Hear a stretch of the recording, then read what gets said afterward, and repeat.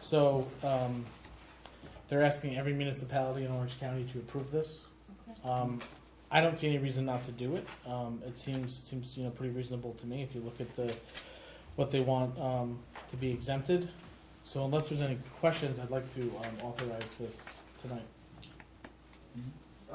Yeah. So moved. Okay.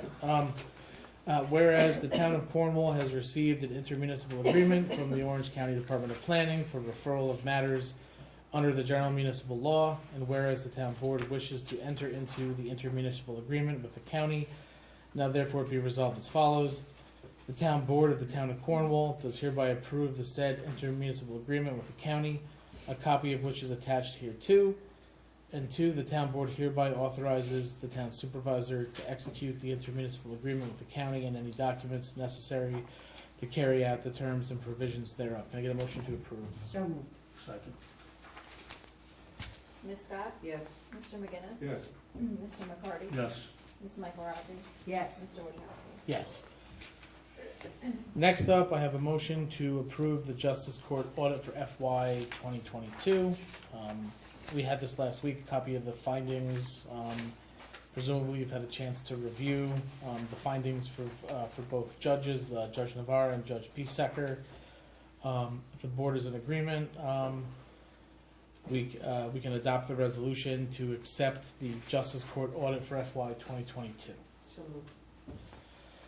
Whereas the Unified Justice Court Act requires the town justices annually to provide their court records and dockets for audit, and that the results of the audit be entered into the minutes of the town board proceedings, and whereas UCS has requested that the town provide copies of audits or examinations for fiscal year ending December 31st, 2022, now therefore be resolved as follows.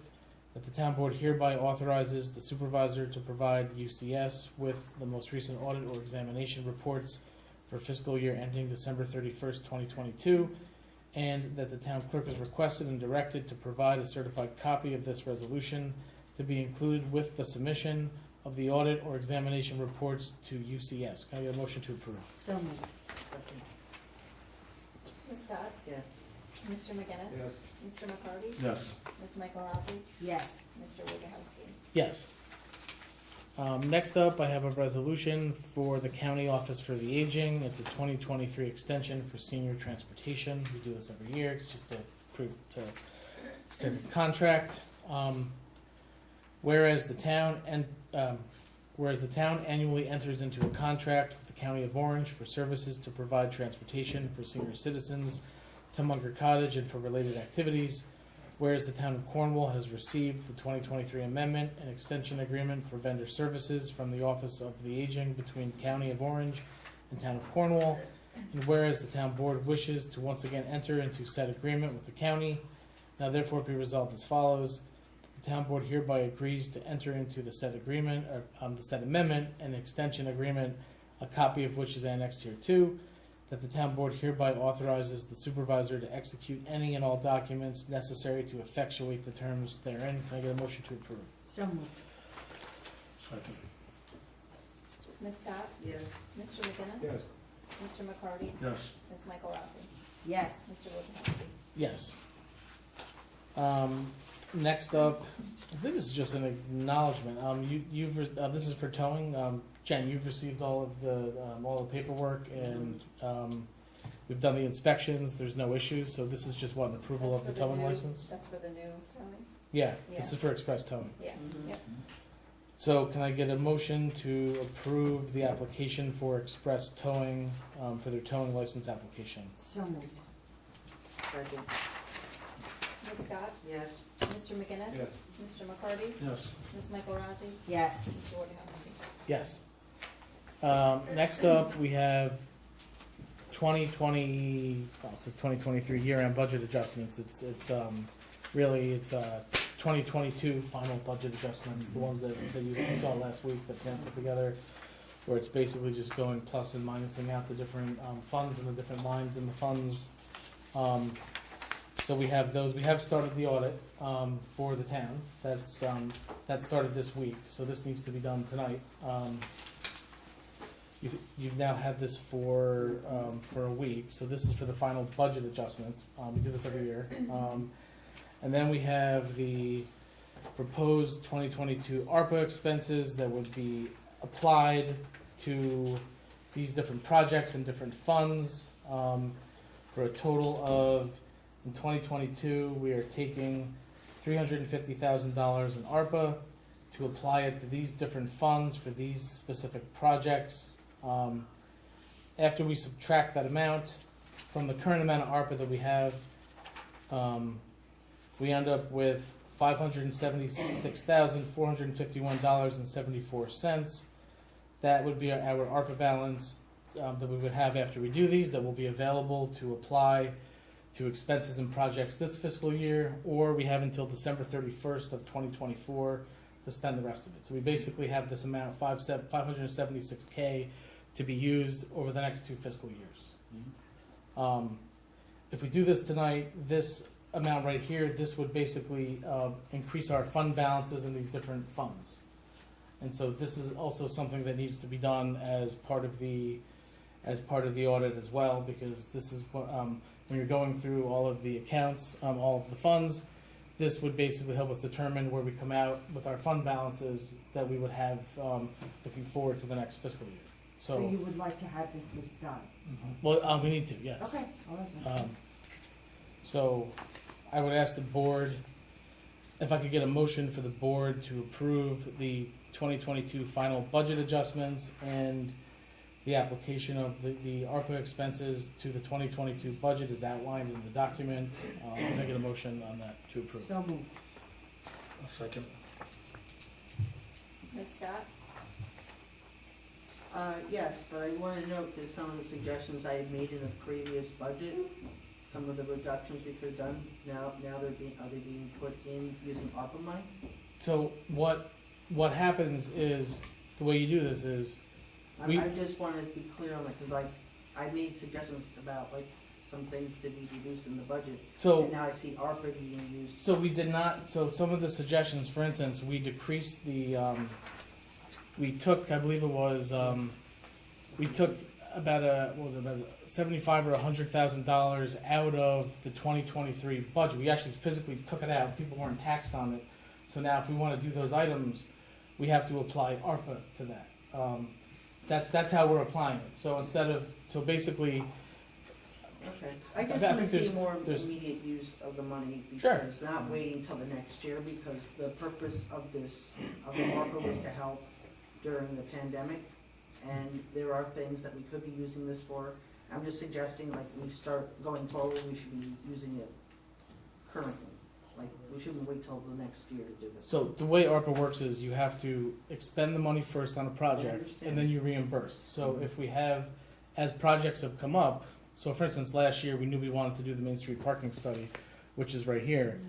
We paid for the project out of general fund, and then you wait until this time of year when you see where everything comes in, and then you apply it to that. So if there are projects that the board wants to do, we should talk about them, and then we will then pay for it out of the general fund, and then at any time during the year, the board can say, Josh, I'd like to apply the ARPA to that expenditure we've already made, or, so on and so forth. But that's how it works. It's basically like a reimbursement of something you've already paid for. So, okay. So can I get a motion? Oh, I'm sorry. So moved. You got your, Mr. McGinnis? Yes. Mr. McCarty? Yes. Ms. Michael Rossi? Yes. Mr. Wojciechowski? Yes. Okay. I voted yes. Next we had, so this is actually a question for Steve, on the road opening permit fee. I don't know that we're actually gonna act on this right now because, Well, we wanted to figure on, Yeah, I Josh, think- if you recall, and I'm sorry, I've not had a chance to speak with Tom, yeah, but is what the appropriate fee should be. I Yeah. realized that Tom's rounded up between 150 and 250 is what people, Anything's better than nothing. but Sure. we need to decide on what's right for Cornwall. We can't just pick a number out of a hat. And, I mean, there's definitely costs involved. I drive, I check the driveway, Sure. I drive back. And, we bring a check down, pay the cash as the check, then we reimburse the check. There's definitely, right. Well, let me confer with Tom between now and Okay. April, and we'll come back with a number between And is there also 150 a and 250. code revision do we have to make? Like, are we currently allowed to charge a fee for it? Yeah, we'll probably have to do it That's- as a local law, Mm. and a So- code, and a fee, schedule revision too. So that's wait till April. Next, we have the yard waste pickup, and so this was something else as well. So I know, just looking at Chapter 94, garbage, rubbish, and refuse provision, which I've looked at, we may also have to make a change to allow. I mean, right now it says it doesn't. I don't think it even mentions yard waste, or it doesn't really spell it out specifically. And there's mention of 32-gallon cans, which is the current size can you're supposed to have when you're doing garbage. Are you looking for weight? Just, Oh, wait. to be honest with you, yard waste takes a lot of time. You know, we have those cans, Yeah, half the time we destroy the cans, try and empty them, then we're buying people cans. The bags, you throw them in the truck, you go to the next stop. people are getting hurt because they're lifting up cans that they don't know how heavy they are. Some places have weight requirements. Yeah, We technically have, I don't know, I believe the code says 100 pounds, which is absolutely ridiculous. That's ridiculous. I Um, thought that after was my 5 pounds. ash or ash cans, or, I don't know, it's heavily outdated there. but- well, it sounds like we need to look at our garbage, rubbish, and refuse, section 94, chapter 94, in order to do this. So it sounds like, me, you, and Steve should talk about this. I'll take a look at it. My recollection is that there was a policy that was adopted by resolution in regard to the weight. If it's in the code, it's in the code, we'll have to change the code.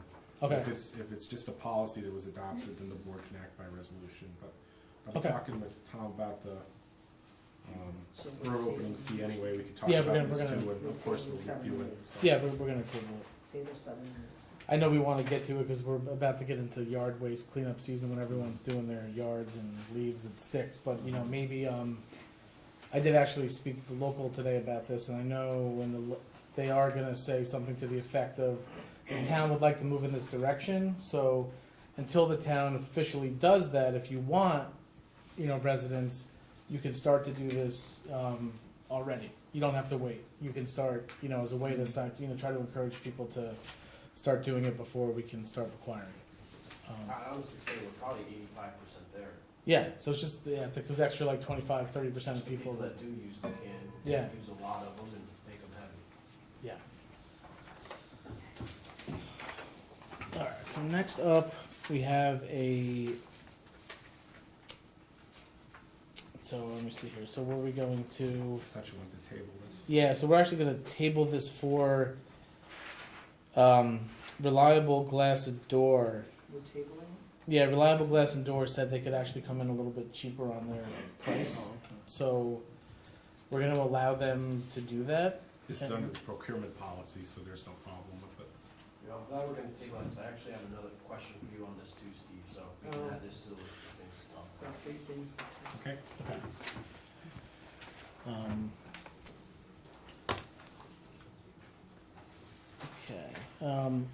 We have a resolution to authorize a street sweeper purchase. As you're aware, we have passed a bond resolution to pay for this. This would allow us to order this street sweeper. We obviously don't have to pay for it until it comes in, but this allows us to order it. It's going to take 12 to 16 months to get it anyway, so we need to get this into the queue.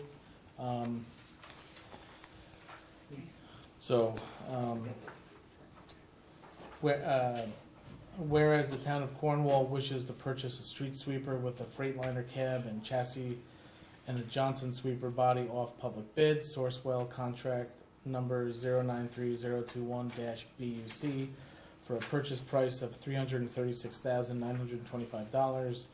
And whereas the funds for the said purchase have previously been secured through approved bonding, now therefore be resolved as follows, that the town board hereby approves the proposed purchase of the said street sweeper for $336,925, and that the town board hereby authorizes the town supervisor to execute any and all documents necessary for purchase of the street sweeper. Can I get a motion to approve? So moved. Second. Ms. Scott? Yes. Mr. McGinnis? Yes. Mr. McCarty? Yes. Ms. Michael Rossi? Yes. Mr. Wojciechowski? Yes.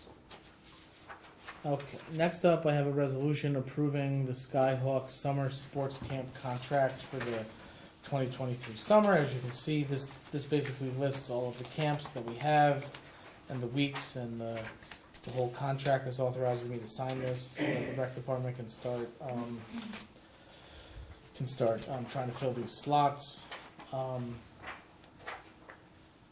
If I could, whereas the town board has received a proposal from Skyhawk Sports Academy LLC to conduct a skills-based program for youth during the summer on town property, and whereas the town is willing to approve the said program under the terms and conditions of the agreement attached hereto, now therefore be resolved as follows, that the town board hereby agrees to enter into an agreement with Skyhawks on the proposal terms, that the town board hereby authorizes the supervisor to execute a contract for the same and all documents necessary to effectuate the terms therein. Can I get a motion to approve? So moved. Second. Ms. Scott? Yes. Mr. McGinnis? Yes. Mr. McCarty? Yes. Ms. Michael Rossi? Yes. Mr. Wojciechowski? Yes. The next up is Highland Engine's annual Easter egg hunt that they've been doing for decades. This is just, can I get a motion to approve Highland Engine number 1 and requesting use of town hall property for the annual Easter egg hunt that takes place on April 8th, 2023? Can I get a motion to What time approve? is it? I'm sorry. It's morning. Yep. Yeah, I'm sorry, that wasn't in Okay, here. thanks. They'll get a flyer out. I'm sorry. Okay. This is what they've. So moved. Second. Ms. Scott? Yes. Mr. McGinnis? Yes. Mr. McCarty? Yes. Ms. Michael Rossi? Yes. Mr. Wojciechowski? Yes. Next up, we have a memo from Chief Geppert. He would like us to consider surplusing the following patrol vehicles. We have Car 407, a 2012 Ford Interceptor with with 120,000 miles on it. We also have Car 412, which is a 2014 Ford Interceptor sedan with 141,000 miles on it. He's asking us to allow us to surplus it so we can sell these vehicles. If there's no objections, I would ask the board to authorize, us to be able to surplus these police vehicles. So moved. Can I get a motion to Second. approve? Thank you. Ms. Scott? Yes. Mr. McGinnis? Yes. Mr. McCarty? Yes. Ms. Michael Rossi? Yes.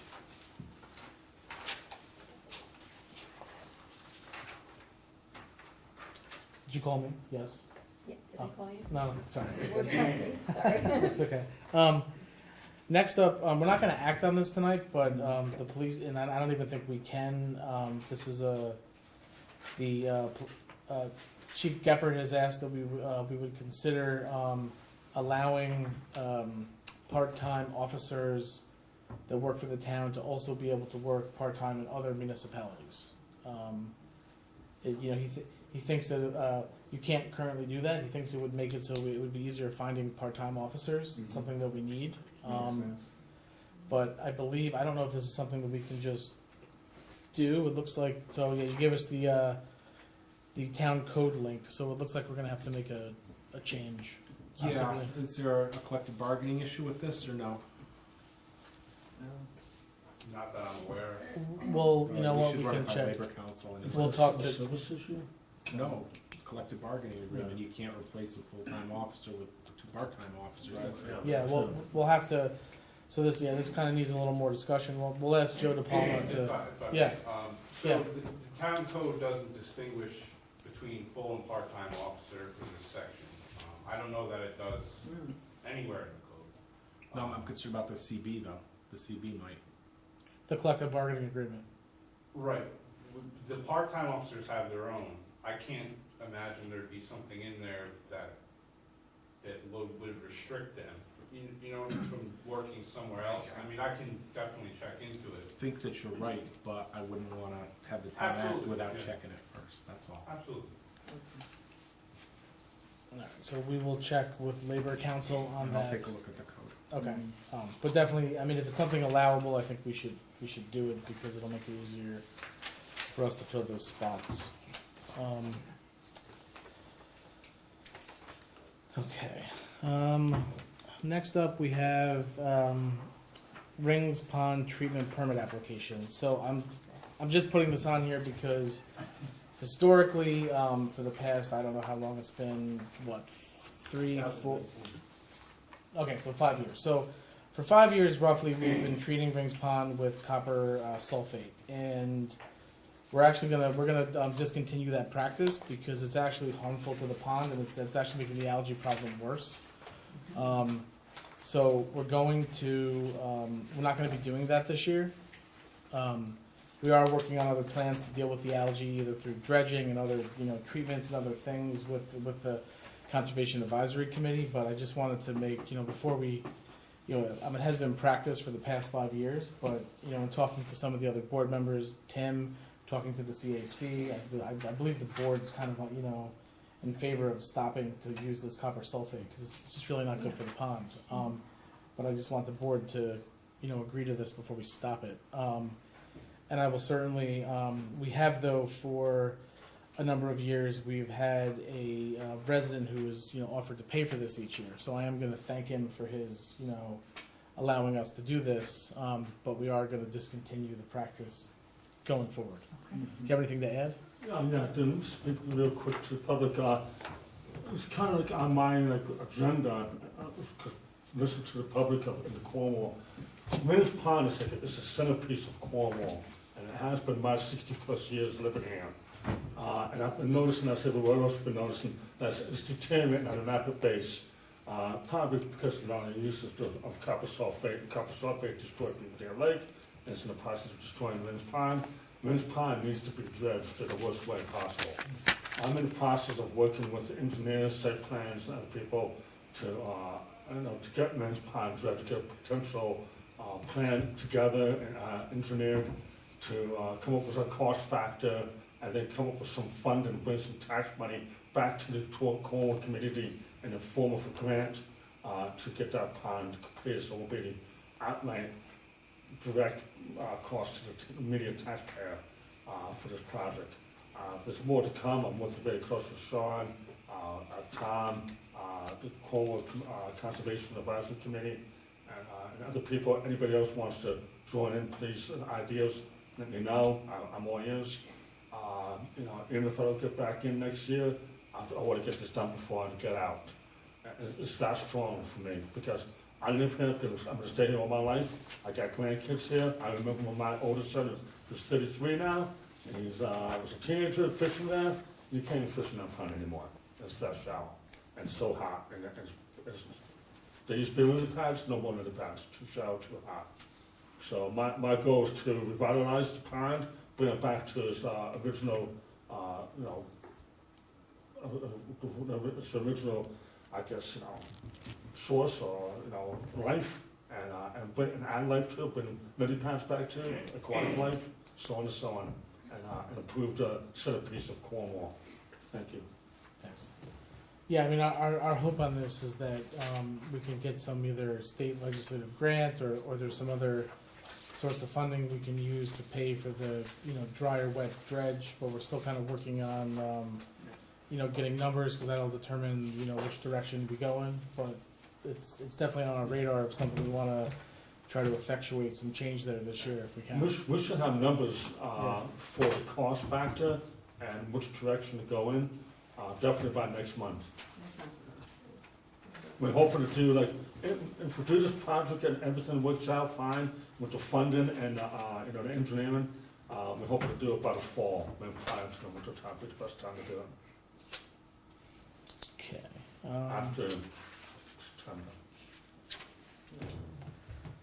Okay, so next up we have training. I have here the approval for the New York State Association of Town Superintendent of Highways Annual Highway School at Cornell from June 4th through June 7th. The cost of the conference is $110 and 3 nights at $134 a night for the hotel. Can I get a motion to approve this for the highway superintendent? Second. Ms. Scott? Yes. Mr. McGinnis? Yes. Mr. McCarty? Yes. Ms. Michael Rossi? Yes. Mr. Woodhouses? Yes. Next up, I have an authorization for the 2023 New York State Town Clerks Association Annual Conference, which takes place in Syracuse, April 23rd to the 25th. registration fee of $125, and hotel accommodations for 2 nights is $543, includes meals and parking. Can I get a motion to approve? So moved. Second. Ms. Scott? Yes. Mr. McGinnis? Yes. Mr. McCarty? Yes. Ms. Michael Rossi? Yes. Mr. Wojciechowski? Yes. I'd almost rather go to Syracuse than New York City for the AOT. I mean, you guys get to go to better places. I mean, True. Longer drive though. true, Mm. true. Can I go first with the committee report since mine is shortest? Sure. All right. On the CAC, we gathered on March 8th, and Mr. McCarty joined us, and Tim talked about, his concerns were about the pond and the algae, so we're happy to have him over. The next, the few events, annual celebration for CAC is on Saturday, April 22nd. And Riverkeeper Sweep at Donahue Memorial Park is on May 6th. And moving to Cornwall Youth Committee. Cornwall Youth Committee is going to be a gathering quarterly going forward, and they're going to be having other meetings as a work session. So for the ones that it's open to public is going to be, the next one is June 8th at the farmhouse at 6:30 p.m. Under the umbrella of Cornwall Youth Committee, we did establish Cornwall Youth Garden Club successfully, and we have already met 3 times on Saturday from 9 to 10:30, and we plan to do it every week actually, since the planting season is right here. They already did collaborate with Cornwall Garden Club, I believe, and they're going to be working on the few projects together. And last but not least, let's save the best for the last one, is Music in the Park is going to be starting on Sunday, June 4th, and it's going to end on Sunday, August 27th, with 12 concerts. With help of Tom, thank you in advance. Mark Henderson and I had some ideas about giving the bandstand in town a little bit facelift and making it more inviting and pleasant. So Tom, we're working with Tom to establish that. And that was my report. Thank you. Okay. Tim? I'm gonna do the highway first. Highway Department assisted sanitation with Christmas tree pickup, double pickup and call outs, installed a retaining wall, highway 2 outs, and sand and painted plows, and I don't know if that's his call. Tom, is that new plow out there, the sign for the highway garage? Yeah. Beautiful. Funeral detail for the unfortunate passing of the Cornwall DPW employee from Sabbath. Windstorm 223, multiple trees down. Clean up at Hayes and Taylor, Alacare Ridge, Town Parks. Serviced all weed whackers, chainsaws, double doors, saws, and leaf blowers. The ditch along Long Hill Road Extension, Summer Road, the Creamery Drive, which I guess was all blown out. Leaf vacuum, Ashbrook and Boulevard, Ridge Road, Street Sweep, Main Street Business District due to unwarm temperatures in February. Measured silt and pond for the possible dredging project. Thank you, Tom. Worked on a pond drainage issue, which we're gonna also face again in the upcoming months when it gets a little warmer. Installed drainage pipe and swale on 65 Ottakill Road. Thank you. Cold patch, a lot of potholes townwide. Plowed and salted for snow events on 2/1 and 2/28. Washed and salted off trucks after all storms. Repaired damaged dump lids on the garbage truck incident at Iowa Creek Apartments. That was, yeah.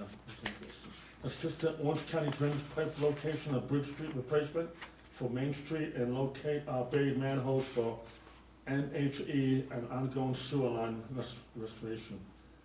Mechanic 210 F550 radiation replacement, 206 Packer routine service, 1996 International, no power issue, replace fuel filter routine service for senior bus, 2014, small packer repair broken or passenger seat, routine service and knife replacement on wood chippers, the 2014 International Plow Truck routine service, 2010 International Plow Truck routine service, broken hydraulic lines, and 2010 International Recycle side loader replaced broken hydraulic lines.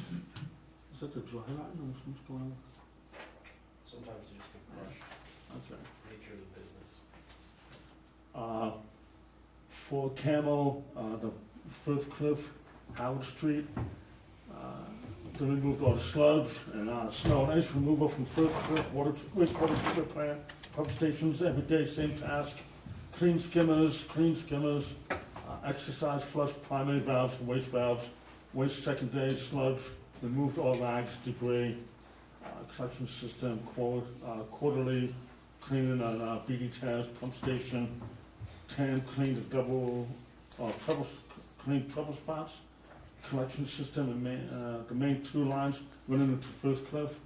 The flow was average, lawsuits was .049, MPD is, per minute is 1.2, 0.12, therefore it's definitely good limits. The BOD was 7.2, the limit is 30, so that's looking good. And TSS was total suspension solids is 3.5, the limit is 30.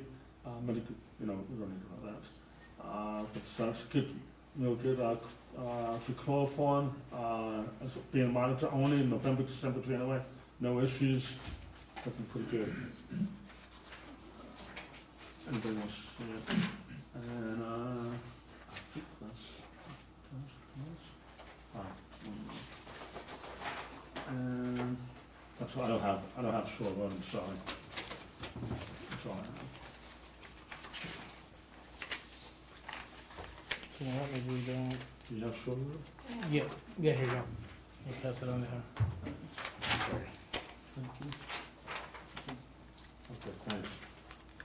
Shore Road, plant, maintenance, same thing, cleaned out, busted pumps, clogged, heavy rags, debris, part of service, and Dakota sludge pump, service, Penn Valley sludge pump, flushed out, the cost of chemical feed line, clean trickle filters, snow and ice removal, collection system, TAM did a quarterly cleaning on all pump stations, sewer auto inspection repair at 147 Main Street, TAM did a monthly cleaning on trouble spots and cleaning systems, 2022 and 222, 223 sewer auto inspections, new service, and 11 McCain's that was just done.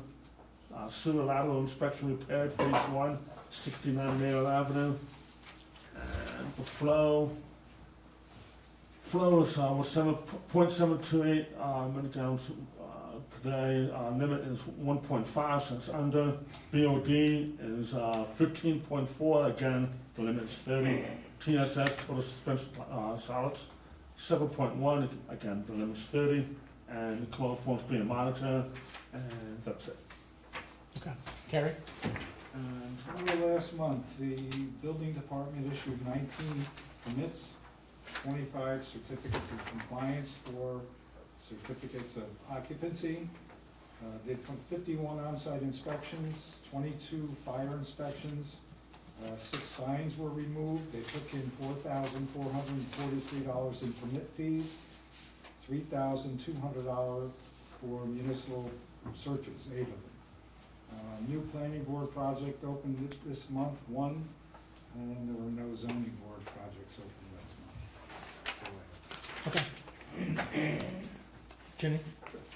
All right, so the Senior Advisory Committee, we did meet on February 27th and basically planned out the year. Our next meeting will be on Monday, March 27th. And we're going to actually coordinate all the activities that we have planned with the Recreation Department. So looking forward to that.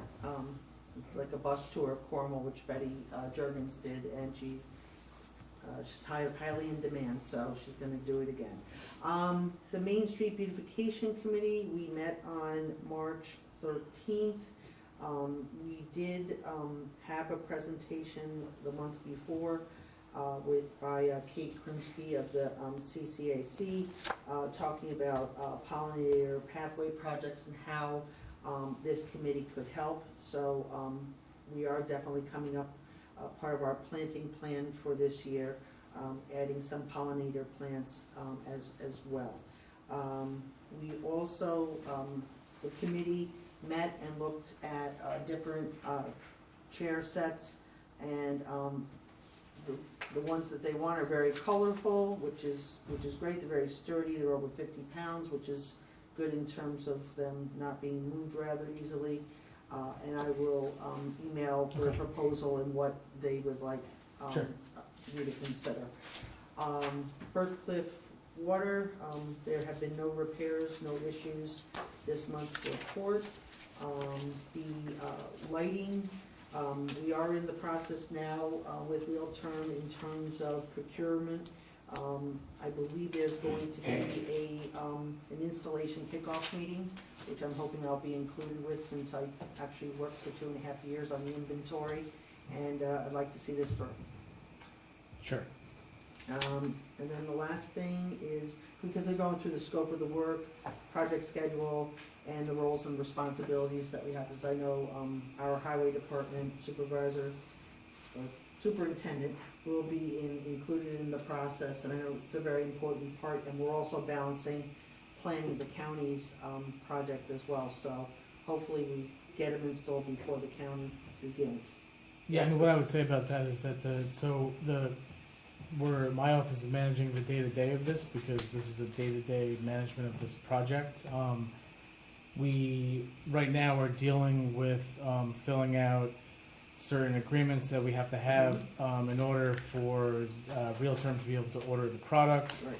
managing where the lights are gonna go when they get delivered, and then there's some other stuff as well. As far as any kickoff meeting, certainly once we get closer to project, I would almost call it a pre-construction meeting. Right now, we're dealing with back office paperwork to get stuff Right, because ordered. everything has already been like decided and Yes, ordered and everything. But, well, no, it's not been ordered yet, so Oh, they haven't? Okay. so what has to happen is they just gave us purchase orders the other day. Those Okay. have to be signed off on, they have to order it, we have to receive it. Once we get it in place, then we'll have to have essentially a pre-construction kickoff meeting to figure out the timing of where and when they're gonna work throughout the town. Anyone that's involved in the project will be invited to the pre-construction kickoff meeting. Definitely want to see this through. As you mentioned, did attend the Association of Towns meeting, and learned a great deal about zoning. It was a very valuable workshop, and thank you. You know, we attended, and I think it does help us become more educated. And the last thing I just wanted to mention, on March 19th, the county does have a program, and if you're interested, I'll send the links. It's called March Madness, and on the 19th, I did attend a Zoom workshop on tree regulations and ordinance, and instead of looking for the width of the trees, they're actually talking about regulating by canopy, which I thought was a very interesting idea. So again, maybe that's something, when we actually get the tree ordinance, there might be something we want to look at as well. That's all I have to report, but I'll send you the links so you can actually, Okay. I think it's going to be very helpful for you. Okay, so Deputy Supervisor, he's been working on a cleanup project. So, excuse me, I have two things to report. Sure. Economic Development met last week. They are beginning to put together ideas to apply for the county tourism grant. That's in process. But I got some good news today from Lee Zimmer, who is the project coordinator of DOT up in Poughkeepsie. They have approved signage to go along Route 32. Basically, no littering signs. They've actually ordered the signs, and once they're done and complete, they will be installing them. DOT has taken care of that, which makes sense since it's a state road. Yeah. The group has asked for a number of other things, and I haven't heard as to whether any of those are going to be approved, but when I hear, I'll let everyone know. Okay. Great. Did they talk anything about like a cleanup schedule? Because I know the fact that there's all that trash there, which everyone's cleaning up, that they have to come get it. They have no plan. Tommy will probably have a better answer than Got that. it yesterday. All right, so the DOT is doing, All gone. okay. One of the things that this group is asking for is to close off the unpaved areas, just put guardrails in front of them. I don't know how realistic that is. The Yeah. DOT is very slow in response. Am I right in that? Especially because there seems to be a lot of tractor trailers being parked there during the week as well. Yeah. I communicated with the chief about the one or two in particular that are in the turnoff, the first turnoff south of Quaker Avenue. Apparently it's legal. Mm, okay. Okay, so for New Windsor EMS, for the February report for personnel, we have no staff injuries. All yearly mandated classes were completed. Regretfully, board member Virgil Gimeno passed away. Hopefully I'm not mispronouncing his name there. Operational, we had 350 total dispatches, 100% of the calls were covered. We only had 201 calls in February of 2022, so clearly we are up in the number of calls. There are over 725 calls for the year, 23% increase over 2022. 256 responses were in the town of New Windsor. 52 of those responses were in the town of Cornwall and 13 in the village of COH. There was also mutual aid, 19 to the town of Newburgh, 3 to the city of Newburgh, 2 to Woodbury, 5 to Highland Falls. Average response time in New Windsor is 7 minutes and 4 seconds. Average response time in Cornwall, 5 minutes and 56, almost just shy of 6 minutes in Cornwall. 30% of the calls were 19 Laurel Landmark, making response times very low. So it looks like we're going to certain places again and again. The average response time in COH is 7 minutes, based on lower call volume. Let me see what else here. Vehicles, all vehicles are in service. First time in the agency history, they now have 6 ambulances on the road and active. They have new replacement parts placed in heart monitors. They are having serious issues obtaining certain medications. Most vendors are telling them that it takes months to obtain medications, so that's unfortunate. Must be supply chain issues like everyone is having these days. Or who knows what they are. Is that what they're? Manufacturers. Okay, manufacturers, okay, yeah. They're just not manufacturing enough, or they're Yeah, it's keeping not- supply back so the prices go up or something, or? It was fentanyl, but, Oh, okay. which is a lot better than uses of pain Yeah, than morphine, because it doesn't have the vasodilators. sure. For the town of Cornwall Police Department, for last month, we had 600 calls for service, 5,190 miles driven. We had 85 traffic and appearance tickets issues, 8 parking tickets issues, 8 motor vehicle accidents reported.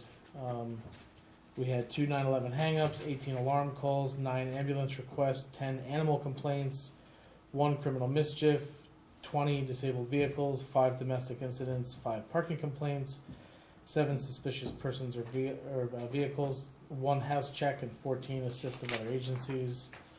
I think if I have anything else here to update you all on,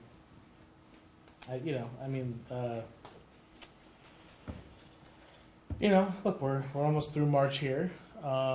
We got through the winter, which is good. Didn't snow too much. Didn't have too much in overtime. I mean, obviously that's not good for our guys. I'm sure they weren't too happy about that.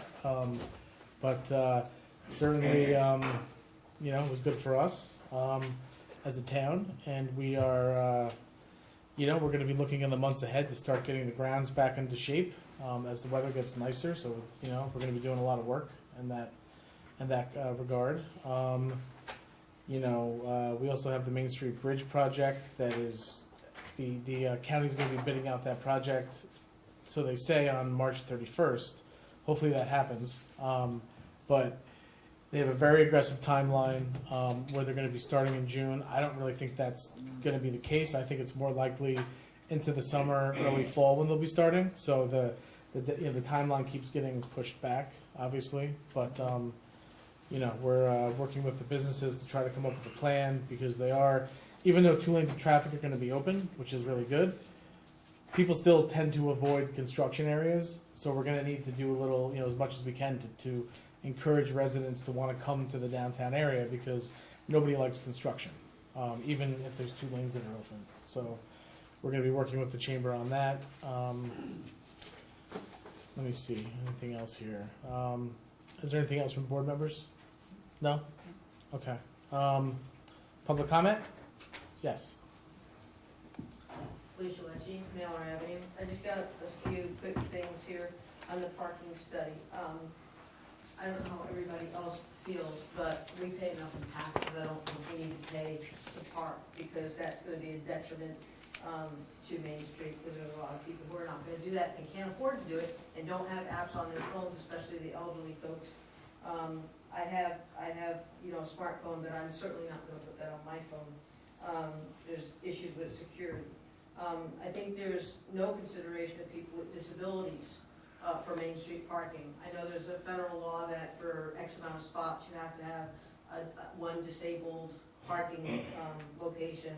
There's only 3 on Main Street, 1 in a private lot and 1 by Hazards and 1 in front of Randy Clark's place.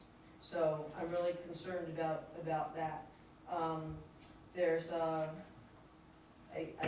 I know this is, I'm beating a dead horse, but I think that the town needs to go back and work with the Hayes to get the municipal lot back.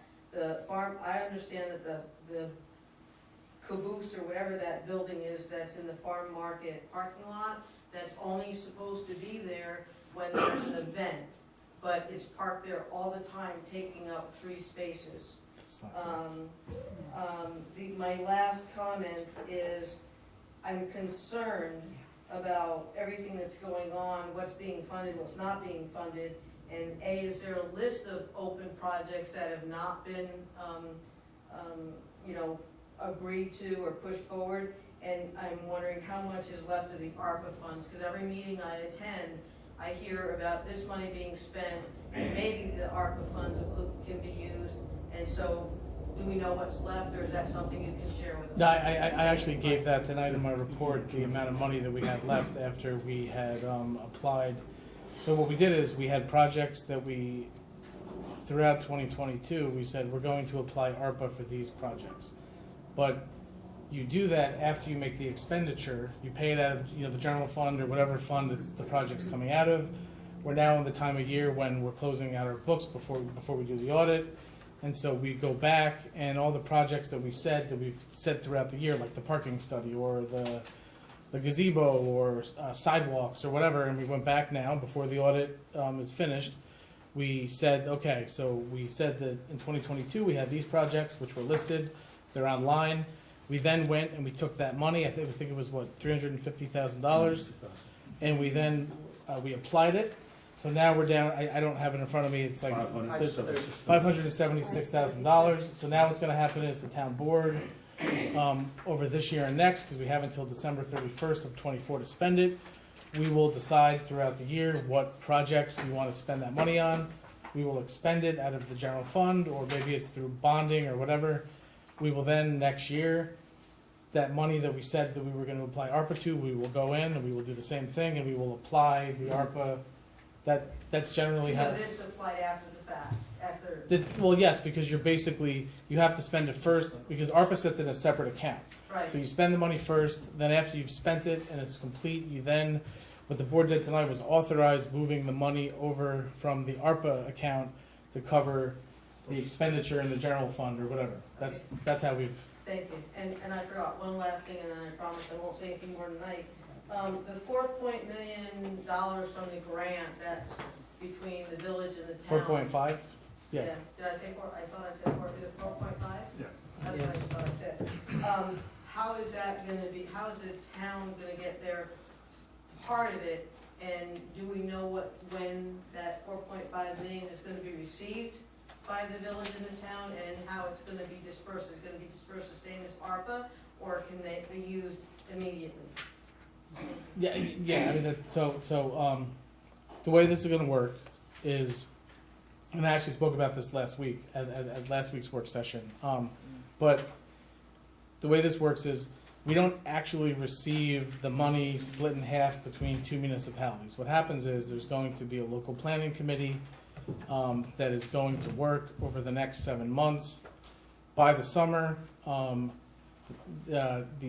town and the village, myself and the mayor, and, different town staff will be working with, different, we've been assigned, project managers from the Department of State. This is their project.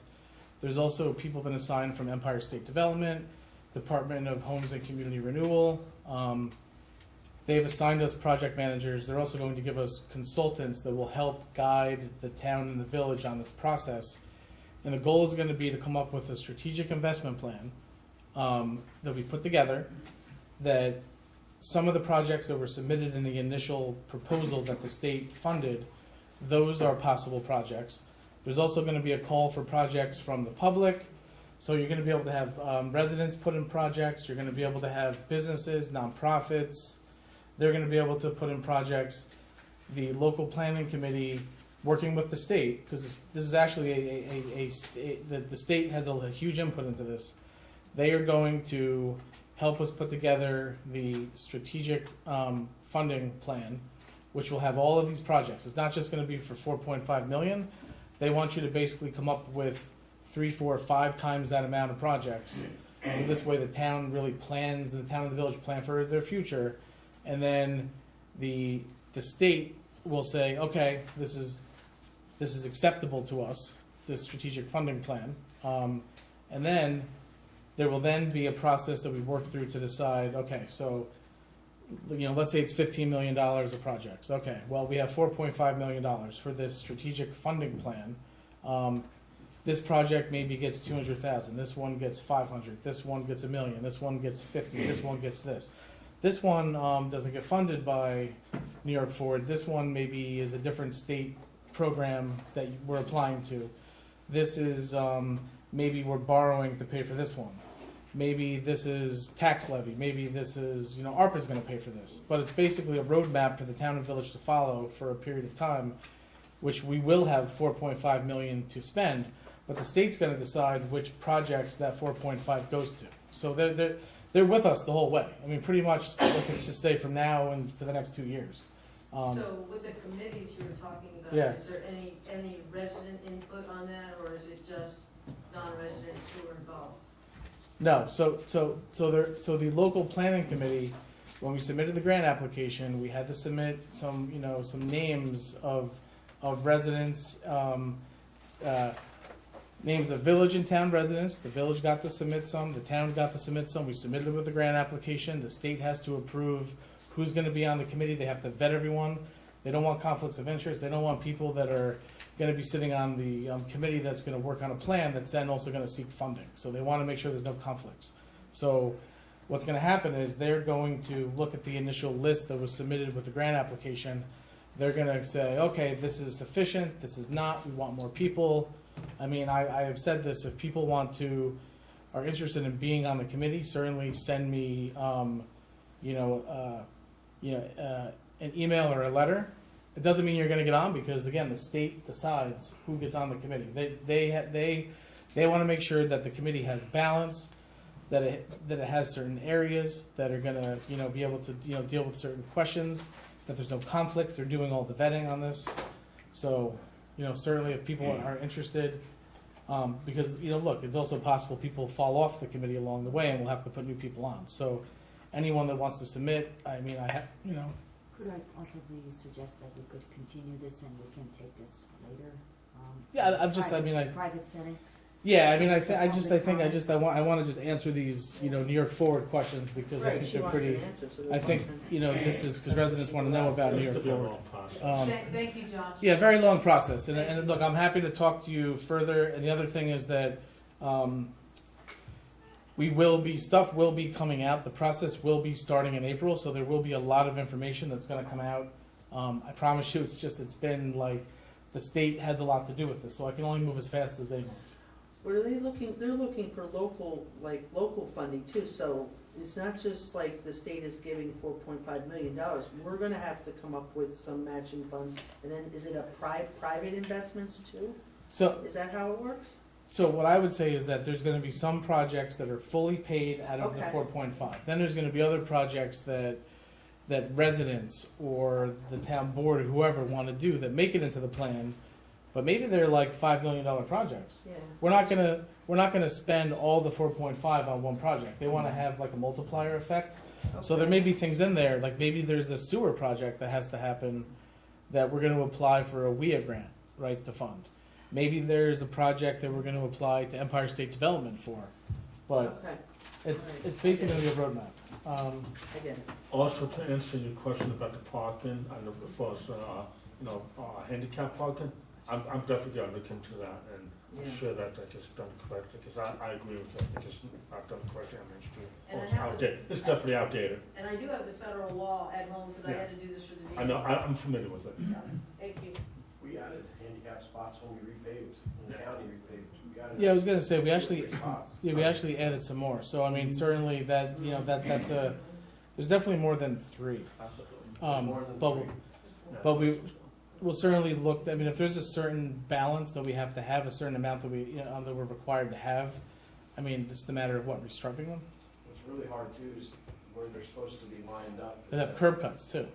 Curb cuts, they're supposed to be lined up where the sidewalk ends, not in the middle spots, remote parallel parking. and So that it's not just a spaces matter are of limited to where to put No, them. I hear you. Yeah. I know it's not easy. Thank you, Tom. So we'll certainly look into that. And I mean, look, and as far as the paying for parking piece of this, I don't think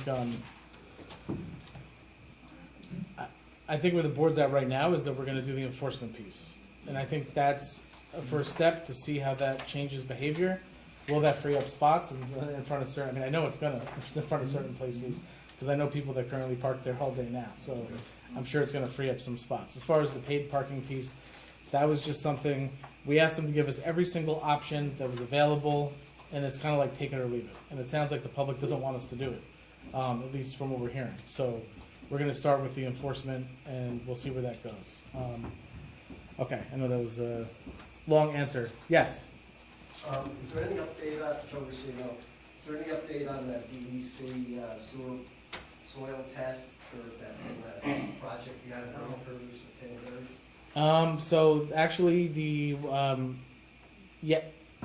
town approved us hiring the firm last week. They were actually out on site today taking soil samples. They were also on site over at Canterbury as well because they had the same. So they are taking soil samples. We have to determine what it is. Once we determine what it is, then that determines the disposal method. It'll take anywhere from 3 to 5 days plus to get the results back. Once we get them back, then we'll know what we have to do. If I recall from the agreement, it was $260 a ton to dispose of the petroleum type dirt that would be on Bernicers. I thought that was done already. No, they tested today, and they've yet to. But as you may recall, though, the town board had asked. So we are looking into insurance coverage. There's also the requirement that the property owner, they're responsible for. Property owner strictly liable. Yeah. So, but in order to, the reason why the town is doing this is because if you wait for the property owner to do the testing and do the remediation, we still have an obligation to the sewer contractor that every day they're not working, it's $7,500 a day in demobilization costs. So we need to kind of speed this along, and then this way we don't incur $100,000 in those costs. And then we will be working with the property owner to make sure that they, reimburse the town for the costs. I don't want to get into it in any great Yeah. detail, but since it is in the town's right of way, the town shares some responsibility for claim over against the owner. So that's What did the contractor that actually cost the issue by breaking into tanks or breaking into source? They didn't break any tanks. I didn't break into a tank? No, just found it in the soil. Huh? just found it in the soil. From years ago. Not bad. Yeah. So anyway, we'll know more about this. I would say early next week we'll know. I just don't know where it was. Sure. Yes. Hi, my name is James Helbig, I've been here before. I live over on Rustic Ridge, my property borders Boulder Drive. I'm here again to complain about number 11. As you know, the organization RAIM of the Hudson Valley had a camp up at 29 Boulder Drive. Since late 2020 and throughout 2021, 2022, and continuing into 2023, number 11 Boulder Drive has been running an after-school daycare center. The house is owned now, as of 2022, by a gentleman named David Bloom, who, like Israel Kraus at illegal Camp Yedidim, is an employee of RAIM. And for the last 3 years, I watch every day after school as the RAIM bus comes up with several handicapped, physically and mentally disabled children and runs their after-school day camp up there. They have also started using number 35. Pretty much all of Boulder Drive is a RAIM project at this point. I've come to the board, I've written emails to Gary, I guess it is, and nothing has changed. So I don't know if you guys have ever sent out a cease and desist. I'm pretty sure no one has ever gone up and looked at the property, knocked on the door. I went online and I found some information from our lawsuit against Israel, Special Camp Yedidim, and RAIM. And this bullet point says here that a camp means adult supervision, paid or unpaid, of 3 or more unrelated minors, or paid adult supervision of 3 or more related minors, excuse me, for the purpose of childcare, recreation, education, therapy sessions, or group activities of any kind on the property. According to this, the property is 29 Boulder Drive. Pretty much what they've done is just moved it all down to number 11. So I'm really hoping somebody will do something about it. Go up there, just a cease and desist letter, go knock on a door at 4 o'clock on any day except for Friday and Saturday, and see what's going on up there. If you're concerned about going on someone's private property, the town garage borders the properties also. You go into the back of the town garage, I'm sure you can see everything that's going on, even more than I can see, because they started hiding their bus now behind the garage, and they think they're getting away with stuff. I've been taking pictures and taking videos for the last, since 2018, 2019. I do appreciate everything you all have done with 29 Boulder Drive. That's really kind of slowed things down up there. We'll see if that holds all throughout the summer or not. But it's nonstop. There is not a single family living on Boulder Drive any longer. It is just men and vans, children and special needs people. And it's just become a giant organization, a giant money-making process for RAIM. Not that you're interested in any of this, but in 2017, RAIM's budget was $14 million. 99% of it comes from Medicaid. In 2021, their budget was nearly $61 million. Now, I'm not saying all of that's coming from running a camp or running an illegal daycare or whatever else they're doing up there, but it's really kind of getting out of control up there. So I'm really hoping that there's something you can do, something you might look into, and just kind of see if we can put an end to it. Thank you. Yeah. Well, we can get together with Gary and Mr. Helbig if you like and see what there is. Follow up You know with we the sent a letter. cease and desist order. You can send another letter if you want, but I mean, it's been a matter of proof up until now, really. If you want, I had 396 pictures and videos dating back to sorry to yell at you, but dating back to 2020. I don't go out looking for it. My kitchen window, I'm washing dishes, 3:30 in the afternoon, 4 o'clock, there they come. If I'm in my living room, there they are. If I'm upstairs in my bedroom, I just happen to walk past a window, 5 o'clock in the afternoon, there they are. Virginia's seen them numerous times coming out of Boulder Drive. She's one of the only ones actually who's ever come up and taken a look at what's going on. So I don't know if have you ever sent number 11 specifically a cease and desist letter, or is it basically we're dealing with Israel? The council for RAIM? Yeah, for RAIM. Well, this gentleman's name is David Bloom, and he purchased the property in 2022. He doesn't live there. Nobody actually lives there. It's really wild to watch. You can see the van with the kids backs up and leaves, and then 2 minutes later, here comes employee number 1, employee number 2, employee number 3, then the place goes dark and nobody's on Boulder Drive all night long. If it's the board's pleasure, then, you know, we can get together with you and Gary, maybe Josh, I don't know, and, you know, see where the facts stand. I appreciate And that. if the board's inclined, we could commence in code enforcement proceedings. Code enforcement, If yeah. there's So, I mean, I sufficient- know you guys hired a new zoning lady or a code enforcement woman, so No, this would you go to court. You go to Court, court, yeah. yeah. I appreciate it. So, Thank you very much. Yeah, we'll Steve, we'll get that going. Do you wanna do that? Yeah. All right.